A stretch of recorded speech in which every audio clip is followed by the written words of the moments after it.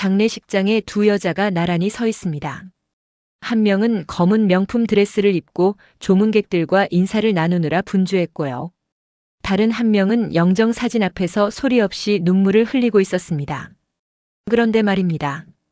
이 장례식에는 비밀이 하나 숨겨져 있었어요. 영정 사진 속 주인공이 아직 살아있다는 것.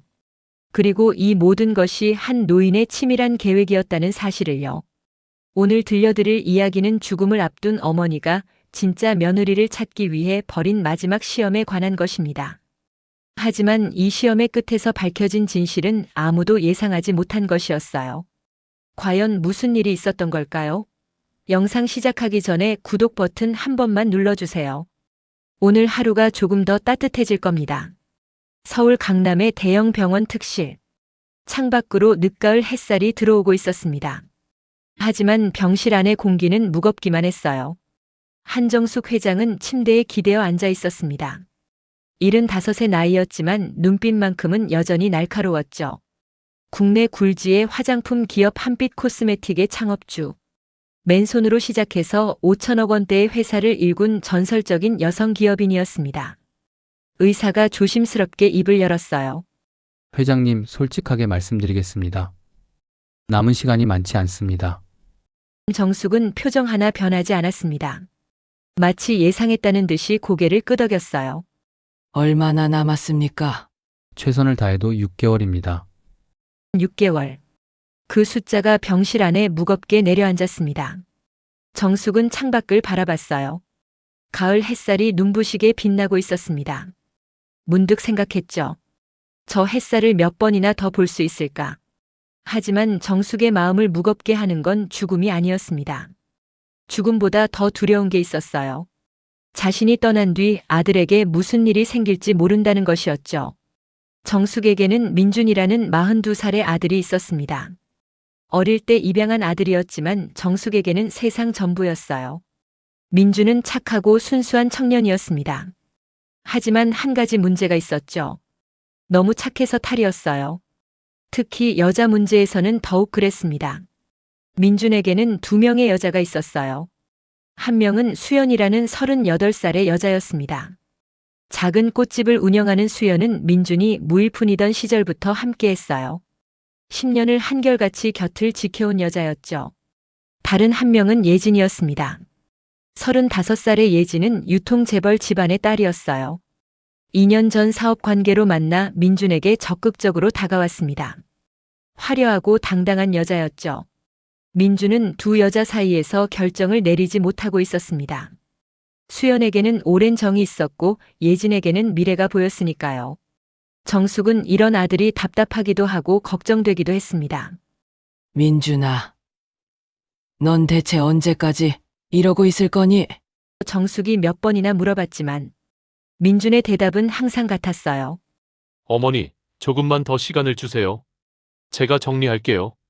하지만 정숙에게는 더 이상 기다릴 시간이 없었습니다.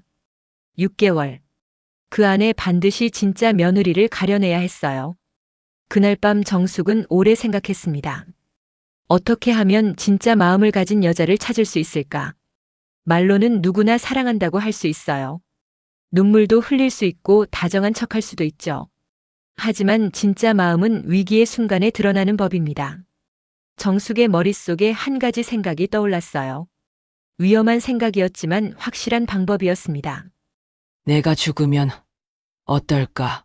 물론 진짜로 죽는 게 아니었어요. 가짜로 죽음을 꾸미는 거였죠. 장례식장에서 두 여자가 어떻게 행동하는지 직접 눈으로 확인하고 싶었습니다. 정숙은 오랫동안 함께해온 비서 박 과장을 불렀어요. 박 과장, 이상한 부탁을 하나 할 텐데 들어줄 수 있겠나? 박 과장은 30년 넘게 정숙을 모셔온 사람이었습니다. 정숙의 모든 비밀을 알고 있었죠. 무엇이든 말씀하십시오, 회장님. 내 장례식을 치러야겠어. 물론 가짜로. 박 과장의 눈이 커졌습니다. 하지만 금방 고개를 끄덕였어요. 회장님이 이유 없이 이런 말씀을 하실 분이 아니라는 걸 알았으니까요. 민준 도련님께는요? 민준이도 모르게 해야 해. 그래야 진짜 모습이 나오니까. 박 과장은 무거운 표정으로 고개를 숙였습니다. 알겠습니다. 준비하겠습니다. 그렇게 정숙의 마지막 시험이 시작됐습니다. 일주일 뒤 한빛 코스메틱 전 직원에게 긴급 공지가 내려왔습니다. 한정숙 회장 별세. 그 소식은 삽시간에 퍼져나갔어요. 뉴스에도 나왔고 업계가 발칵 뒤집어졌습니다. 장례식장은 서울의 가장 큰 장례식장으로 정해졌어요. 화환이 끝없이 들어왔고 조문객이 줄을 이었습니다. 민주는 상주 자리에 앉아 멍한 표정이었어요. 갑작스러운 어머니의 죽음에 정신을 차리지 못하는 것 같았습니다. 어머니, 이게 무슨 일이에요? 아직 할 말이 많았는데. 민준의 눈가에 눈물이 고여 있었습니다. 아무것도 모른 채 슬퍼하는 아들을 보면서 정숙은 마음이 아팠어요. 하지만 이건 필요한 일이었습니다. 정숙은 장례식장 2층 구석진 방에 숨어 있었어요. 창을 통해 조문객들의 모습을 모두 볼 수 있는 위치였죠. 이윽고 두 여자가 도착했습니다. 첫 번째로 예진이 들어왔어요. 검은 드레스를 입고 있었지만 어딘가 화려해 보였습니다. 명품 가방을 들고 선글라스를 쓴 채 들어온 그녀는 먼저 조문객들 사이를 돌아다녔어요. 아, 김 사장님, 오셨군요. 요즘 어떠세요? 예진은 민준에게 인사하기도 전에 조문객들과 명함을 교환하기 시작했습니다. 장례식장이 마치 사교 파티장 같았어요. 정숙은 그 모습을 보며 입술을 깨물었습니다. 잠시 뒤 수연이 들어왔어요. 수연은 검은 정장을 입고 있었지만 아무런 장신구도 없었습니다. 그녀는 곧장 빈소로 걸어갔어요. 영정 사진 앞에서 두 손을 모으고 고개를 숙였습니다. 한참을 그렇게 서 있던 수연이 고개를 들었을 때 그녀의 눈가에는 눈물이 흘러내리고 있었어요. 회장님, 저한테 한 번도 좋은 표정 안 지어주셨는데 왜 이렇게 마음이 아픈지 모르겠어요. 수연은 혼잣말처럼 중얼거렸습니다. 정숙은 그 모습을 보며 가슴이 뜨거워지는 걸 느꼈어요. 사실 정숙은 수연을 좋아하지 않았습니다. 배경도 없고 집안도 없는 여자라고 생각했어요. 우리 아들에게 어울리지 않는다고 몇 번이나 차갑게 대했죠. 그런데도 수연은 이렇게 진심으로 슬퍼하고 있었습니다. 장례식 이틀째 상황은 더 명확해졌습니다. 예진은 여전히 바빴어요. 조문객들을 챙기느라 정작 민준 곁에는 거의 있지 않았습니다. 민준이 지쳐서 잠깐 눈을 붙이려 할 때도 예진은 어디론가 전화를 걸고 있었죠. 여보세요, 네. 장례식이요. 이틀 뒤에 끝나요. 그 뒤에 미팅 잡죠. 반면 수연은 달랐습니다. 수연은 장례식장 구석에서 정숙의 오랜 가정부 김 여사를 발견했어요. 70이 넘은 김 여사는 정숙을 30년 넘게 모셔온 분이었습니다. 김 여사는 의자에 앉아 소리 없이 울고 있었어요. 수연은 망설임 없이 다가갔습니다. 어머님, 괜찮으세요? 아이고, 수연 씨. 내가 회장님을 30년을 모셨어. 처음에는 아무것도 없던 작은 가게였는데 그때부터 함께 했지. 그런데 이렇게 갑자기 가시다니. 김 여사의 어깨가 들썩였습니다. 수연은 아무 말 없이 김 여사의 손을 잡아주었어요. 그리고 함께 울었습니다. 정숙은 그 모습을 2층에서 지켜보고 있었어요. 눈물이 흘렀습니다. 참으려 했지만 참을 수가 없었어요. 저 아이가 진짜였구나. 정숙은 나지막이 중얼거렸습니다. 하지만 시험은 아직 끝나지 않았어요. 진짜 본성은 돈 앞에서 드러나는 법이니까요. 장례식이 끝나고 사흘 뒤 정숙의 유언장이 공개됐습니다. 변호사가 민준과 두 여자를 사무실로 불렀어요. 유언장의 내용은 충격적이었습니다. 고인의 유언에 따라 전 재산 5천억 원은 민준 씨가 선택한 배우자에게 상속됩니다. 단 결혼 후 1년 이내에 배우자가 확정되지 않으면 전액 사회에 환원됩니다. 방 안에 정적이 흘렀습니다. 예진의 눈이 번쩍 빛났어요. 5천억 원. 그 숫자가 그녀의 머릿속을 가득 채웠습니다. 그날 밤 예진은 민준을 찾아왔어요. 민준 씨, 우리 결혼해요. 민준은 당황했습니다. 어머니 장례식이 끝난 지 사흘밖에 안 됐는데 갑자기 청혼이라니요? 예진 씨, 지금 무슨 소리예요? 아직 어머니 사무제도 안 지냈어요. 그래서요. 유언장 받잖아요. 1년 안에 결혼해야 해요. 시간이 없다고요. 예진의 목소리는 다급했습니다. 민주는 그런 예진을 보며 알 수 없는 감정을 느꼈어요. 뭔가 이상했습니다. 예진 씨, 조금만 기다려요. 제가 정리할 시간이 필요해요. 뭘 정리해요? 저 아니면 그 꽃집 여자예요. 대체 뭐가 고민이에요? 예진의 얼굴이 붉어졌습니다. 평소의 우아한 모습은 사라지고 조급함만 남아 있었어요. 민주는 한 발짝 뒤로 물러났습니다. 반면 수연은 달랐습니다. 유언장 공개가 있던 날 수연은 민준에게 이렇게 말했어요. 민준 씨, 그 돈 생각하지 마요. 수현 씨, 무슨 말이에요? 나는 그 돈 필요 없어요. 민준 씨 건강이 더 걱정돼요. 요즘 제대로 먹지도 못하고 잠도 못 자잖아요. 수연은 도시락을 꺼냈어요. 직접 만든 밥과 반찬이었습니다. 일단 이것부터 먹어요. 배고프면 생각도 안 나요. 민준의 눈가가 뜨거워졌습니다. 어머니가 돌아가신 뒤 처음으로 따뜻한 밥을 먹었어요. 처음으로 누군가 자신을 걱정해 주는 것 같았습니다. 정숙은 비밀리에 이 모든 상황을 보고받고 있었어요. 숨어 지내는 곳에서 박 과장의 보고를 들으며 고개를 끄덕였습니다. 수연이가 진짜 맞아. 이제 확실해졌어. 하지만 정숙은 한 가지 시험을 더 준비하고 있었습니다. 마지막 시험이었죠. 유언장 공개 일주일 뒤 충격적인 뉴스가 터졌습니다. 한빛 코스메틱에 3천억 원의 숨겨진 부채가 있다는 기사가 나온 거예요. 물론 이것도 정숙이 꾸민 가짜 뉴스였습니다. 진짜 마음을 시험하기 위한 마지막 함정이었죠.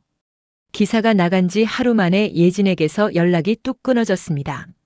전화도 안 받고 문자도 익십이었어요. 민준이 예진의 집을 찾아갔을 때 예진은 짐을 싸고 있었습니다.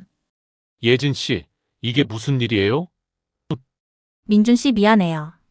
나도 생각할 시간이 필요해서. 예진은 민준의 눈을 마주치지 않았어요. 짐을 든 채 현관문을 열었습니다. 가족 일이 생겨서 당분간 해외에 나가 있을 거예요.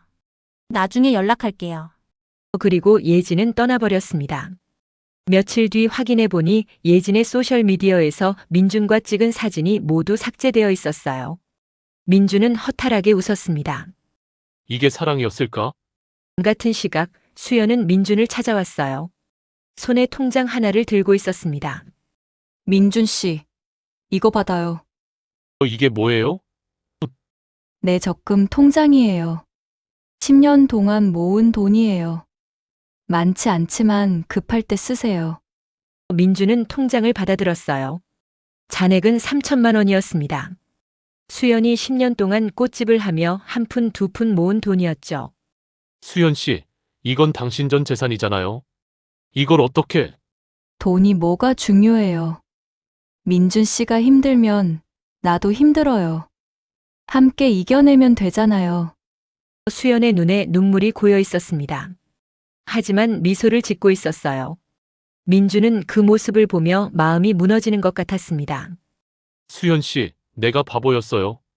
진짜 소중한 사람이 누군지 몰랐어요. 민준이 수연을 꼭 안았습니다. 두 사람은 한참을 그렇게 서 있었어요. 정숙은 모든 것을 지켜보고 있었습니다. 수연이 통장을 건네는 모습을 보면서 눈물을 흘렸어요. 저 아이가 맞아. 저 아이가 진짜 내 며느리야. 정숙은 이제 나설 때가 됐다고 생각했습니다. 숨어 있을 이유가 없었어요. 하지만 그 순간 박 과장이 급하게 들어왔습니다. 회장님, 큰일 났습니다. 무슨 일이야? 수연 씨가 박 과장의 얼굴이 창백했어요. 손에는 낡은 서류 봉투가 들려 있었습니다. 수연 씨의 출생 기록을 조사했습니다. 그런데 회장님, 이건 정숙은 서류를 받아들었어요. 한 장 한 장 넘기다가 어느 순간 손이 멈췄습니다. 얼굴에서 핏기가 사라졌어요. 이게 무슨 소리야? 서류에는 충격적인 내용이 적혀 있었습니다. 수연의 원래 이름은 한수진. 38년 전 서울의 한 고아원에서 입양된 아이. 그리고 그 아이의 친어머니 이름은 한정숙. 정숙은 서류를 떨어뜨렸습니다. 다리에 힘이 풀려 주저앉았어요. 수연이가 내 딸이라고? 38년 전으로 돌아가 봅시다. 그때 정숙은 22살의 가난한 대학생이었어요.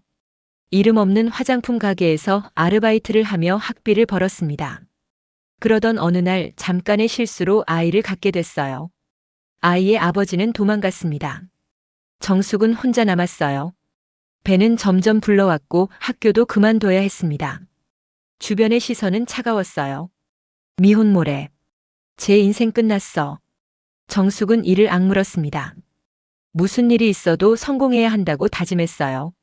그리고 아이를 낳았습니다. 딸이었어요. 이름을 수진이라고 지었죠. 하지만 현실은 냉혹했습니다. 아이를 키우면서 사업을 할 수 없었어요. 매일 밤 아이의 울음소리를 들으며 정숙은 고민했습니다. 결국 정숙은 선택을 했어요. 가장 힘든 선택이었습니다. 아이를 고아원에 맡기기로 한 거예요. 미안해, 수진아. 엄마가 꼭 성공해서 데리러 올게. 그때까지만 참아줘. 정숙은 울면서 아이를 고아원 문 앞에 두고 돌아섰습니다. 그날 밤 정숙은 밤새 울었어요. 하지만 다시 돌아가지 않았습니다. 그리고 정숙은 미친 듯이 일했어요. 잠도 줄이고 밥도 줄이면서 돈을 모았습니다. 작은 화장품 가게를 차렸고 그 가게가 회사가 됐고 회사가 대기업이 됐어요. 성공한 뒤 정숙은 딸을 찾으려 했습니다. 하지만 너무 늦었어요. 아이는 이미 다른 가정에 입양된 뒤였습니다. 입양 기록은 폐쇄되어 찾을 방법이 없었죠. 정숙은 절망했습니다. 그래서 민준이를 입양했어요. 딸을 잃은 마음의 구멍을 메우기 위해서였죠. 하지만 그 구멍은 결코 메워지지 않았습니다. 매년 수진이 생일이면 정숙은 혼자 술을 마셨어요. 아무도 모르게 울었습니다. 수진아, 엄마를 용서해줘. 그런데 그 수진이가 수연이었던 겁니다. 정숙은 서류를 다시 들여다봤어요. 수연의 이력이 적혀 있었습니다. 고아원에서 자랐고 입양 가정에서 학대를 받았고 18살에 독립해서 혼자 살았어요. 장학금을 받아 대학을 졸업하고 작은 꽃집을 차려 열심히 살았습니다. 그리고 10년 전 민준을 만났어요. 정숙은 갑자기 깨달았습니다. 수연이가 민준이에게 접근한 이유가. 그때 박 과장이 조심스럽게 말했어요. 회장님, 한 가지 더 있습니다. 수연 씨가 5년 전에 사립 탐정을 고용한 기록이 있습니다. 친어머니를 찾기 위해서요. 그리고 찾았습니다. 회장님을요. 정숙의 머릿속이 하얗게 변했습니다. 수연은 모든 걸 알고 있었어요. 자신의 친어머니가 한정숙이라는 걸. 그 어머니가 자신을 버렸다는 걸. 그런데 왜 민준에게 접근한 걸까요? 정숙은 갑자기 모든 것이 이해됐습니다. 복수였구나. 민준에게 접근한 건 사랑이 아니었어요. 복수였습니다. 자신을 버린 어머니에게 복수하기 위해 그 아들에게 다가간 거예요. 어머니가 가장 사랑하는 사람을 빼앗으면 얼마나 고통스러울까. 수연은 그 생각으로 10년을 버텼던 겁니다. 정숙은 온몸에 힘이 빠졌어요. 의자에 쓰러지듯 앉았습니다. 그래. 나는 벌받아 마땅해. 아이를 버린 엄마니까. 정숙의 눈에서 눈물이 흘러내렸습니다. 38년 동안 숨겨왔던 죄책감이 한꺼번에 터져나왔어요. 하지만 한 가지 의문이 남았습니다. 수연이 복수를 원했다면 왜 아직도 민준 곁에 있는 걸까요? 이미 정숙이 죽었다고 생각했을 텐데. 왜 떠나지 않은 걸까요? 회장님, 수연 씨가 오고 있습니다. 박 과장의 말에 정숙은 고개를 들었어요. 뭐라고? 수연 씨가 이 병원에 왔습니다. 회장님이 살아계신다는 걸 알게 됐나 봅니다. 정숙의 심장이 빠르게 뛰기 시작했습니다. 문 밖에서 발소리가 들렸어요. 그리고 문이 열렸습니다. 수연이 문 앞에 서 있었어요. 얼굴이 창백했습니다. 눈이 붉어져 있었죠. 두 사람의 시선이 마주쳤습니다. 38년 만의 재회였어요. 한동안 아무 말도 없었습니다. 정적이 흘렀어요. 정숙은 수연의 얼굴을 뚫어지게 바라봤습니다. 어린 시절 기억 속의 아기 얼굴이 겹쳐 보였어요. 수진아. 정숙이 먼저 입을 열었어요. 떨리는 목소리였습니다. 수연의 눈에서 눈물이 흘러내렸어요. 하지만 표정은 차가웠습니다. 38년 만이네요. 어머니. 어머니라는 말이 비수처럼 날아왔어요. 정숙은 가슴이 찢어지는 것 같았습니다. 내가 다 알고 있었구나. 네, 5년 전에 알았어요. 내 친어머니가 대기업 회장이라는 것도, 나를 버리고 성공했다는 것도. 수연의 목소리가 떨렸어요. 38년간 쌓인 분노가 느껴졌습니다. 왜요? 왜 나를 버렸어요? 돈이 없어서? 시간이 없어서? 그렇게 나를 버리고서 행복하게 잘 사셨어요? 정숙은 고개를 숙였습니다. 변명할 말이 없었어요. 미안하다. 정말 미안하다. 수진아, 미안하다고요. 38년 동안 나는 고아원에서, 입양 가정에서 혼자서 버텼어요.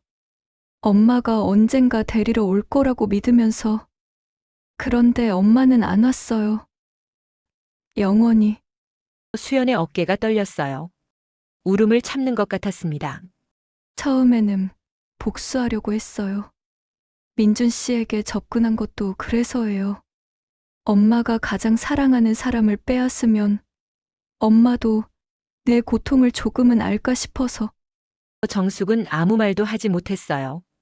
그저 눈물만 흘렀습니다. 그런데 이상했어요. 수연이 말을 이었어요. 민준 씨랑 시간을 보내면서 복수심이 사라지기 시작했어요. 민준 씨가 너무 착해서, 순수하고 따뜻해서 그 사람을 이용하는 게 점점 힘들어졌어요. 수연이 고개를 들었습니다. 눈물이 볼을 타고 흘러내리고 있었어요. 그리고 엄마를 지켜보면서 알았어요. 엄마도 행복하지 않았다는 걸. 매년 내 생일에 혼자 술 마시는 거, 서랍 속에 내 어릴 때 사진 간직하고 있는 거 다 알아요. 정숙이 고개를 들었어요. 놀란 표정이었습니다. 내가 어떻게... 과장님한테 들었어요. 엄마가 38년 동안 나를 찾으려고 얼마나 노력했는지, 찾지 못해서 얼마나 괴로워했는지. 정숙은 박 과장을 돌아봤어요. 박 과장이 고개를 숙였습니다. 죄송합니다, 회장님. 수연 씨가 진심이라는 걸 알았습니다. 정숙은 다시 수연을 봤어요. 수연은 다가와 정숙의 손을 잡았습니다. 처음에는 복수였어요. 하지만 지금은 아니에요. 수연의 손이 따뜻했어요. 38년 만에 느끼는 딸의 온기였습니다. 민준 씨를 진심으로 사랑해요. 그리고 수연이 울음을 터뜨렸어요. 엄마도 미워하고 싶은데 미워지지가 않아요. 왜 이러는지 모르겠어요.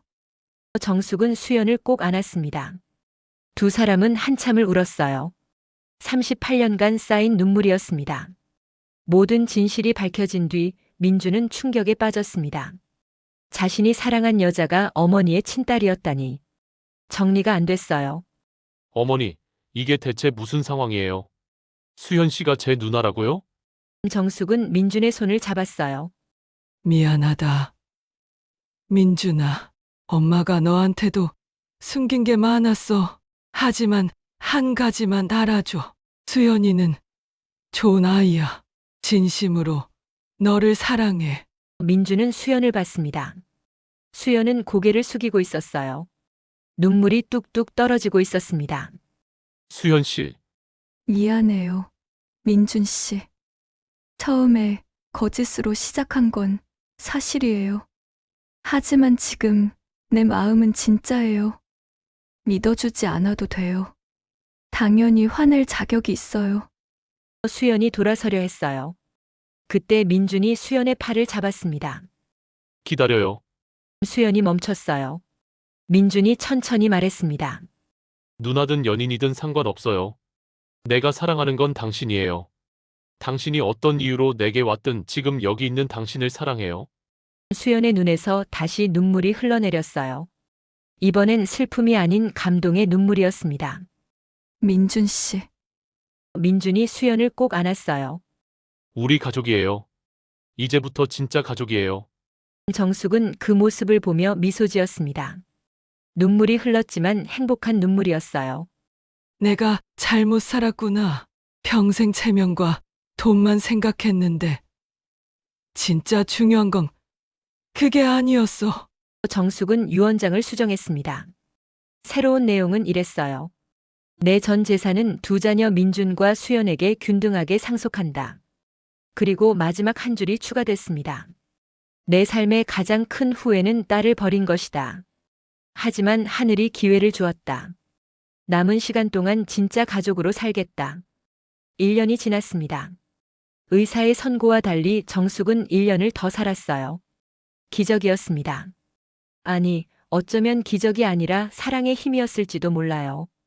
정숙은 남은 시간 동안 행복했습니다. 매일 수연과 민준이 병실을 찾아왔어요. 셋이서 밥을 먹고 이야기를 나누고 가끔은 다투기도 했습니다. 평범한 가족처럼요. 정숙이 마지막으로 눈을 감던 날 양손에는 두 아이의 손이 잡혀 있었어요. 엄마, 사랑해요. 어머니, 감사했습니다. 정숙은 미소를 지었습니다. 그리고 평화롭게 눈을 감았어요. 장례식장에는 많은 사람이 찾아왔습니다. 하지만 이번엔 가짜가 아니었어요. 진짜 장례식이었죠. 영정 사진 앞에 두 사람이 나란히 서 있었습니다. 수연과 민준이었어요. 두 사람은 손을 꼭 잡고 있었습니다. 엄마가 마지막에 행복했대요. 어머니가 그랬어. 38년 만에 가족을 되찾아서 후회가 없다고. 수연은 영정 사진을 바라봤어요. 사진 속 정숙은 따뜻하게 웃고 있었습니다. 엄마, 용서해요. 그리고 고마워요. 마지막에 진짜 가족이 되어줘서. 바람이 불어왔습니다. 따뜻한 봄바람이었어요. 마치 정숙이 괜찮다고 이제 행복하게 살라고 말해주는 것 같았습니다. 오늘 이야기는 여기까지입니다. 피는 물보다 진하다고 하죠. 하지만 오늘 이야기가 알려주는 건 조금 다릅니다. 진짜 가족은 피가 아니라 마음으로 만들어지는 것이에요. 그리고 용서는 상대를 위한 것이 아니라 자신을 자유롭게 하는 것입니다. 혹시 지금 용서하지 못한 사람이 있으신가요? 오랫동안 연락하지 못한 가족이 있으신가요? 내일은 너무 늦을 수 있어요. 오늘 지금 전화 한 통 해보시는 건 어떨까요? 영상이 마음에 드셨다면 구독과 좋아요 부탁드립니다. 더 따뜻한 이야기로 찾아올게요. 오늘도 행복한 하루 보내세요.